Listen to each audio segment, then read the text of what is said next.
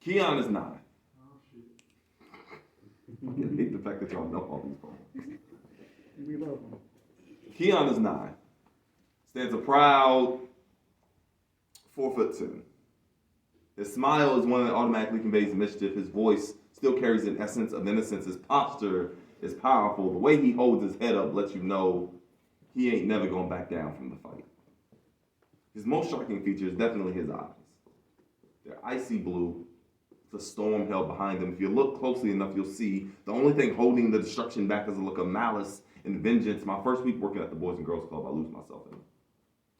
Trying to decipher the pages of his story. See, they tell me Keean has anger problems, which is kind of evident. Keean fights everybody. His little brother, older sister, the counselors, the social workers, me. Keean finds the reason to fight everybody over everything. And I've never actually met a boy with this much of a fighting spirit.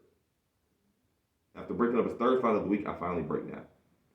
I grab him by the hand, stare into hurricane eyes, try to put bass into my voice, try to sound like an adult, ask him, son, why is it so hard for you to compromise? Keean stared back at me so intently. Eyes glazed over, look of a punch-drunk boxer mirrored on his face.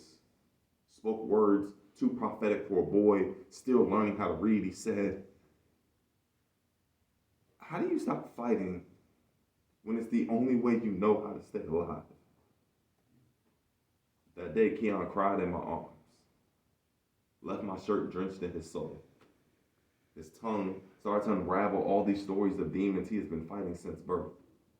Of a father who was supposed to train him, but has never bothered to show up to a practice, or his mother who's supposed to protect him, but on night she can't lose herself in a bottle, mistook him and his siblings for a punching bag, or her ex-boyfriend who used him as a sparring partner, but didn't have courage to even give him headgear, so he tells me about the boys who terrorize his little brother, and how he blindly turns himself into a tornado of punches just so that he won't have to. Keean's eyes are a tsunami against my chest. I feel him tremble. He recounts nightmares, stories that are his life, and all I know how to do is hold him close, try to protect him from what the world is trying to turn him into. And I finally realized that on Monday through Friday, 9 to 5, the Boys and Girls Club is the closest thing Keean knows to an eye of a storm.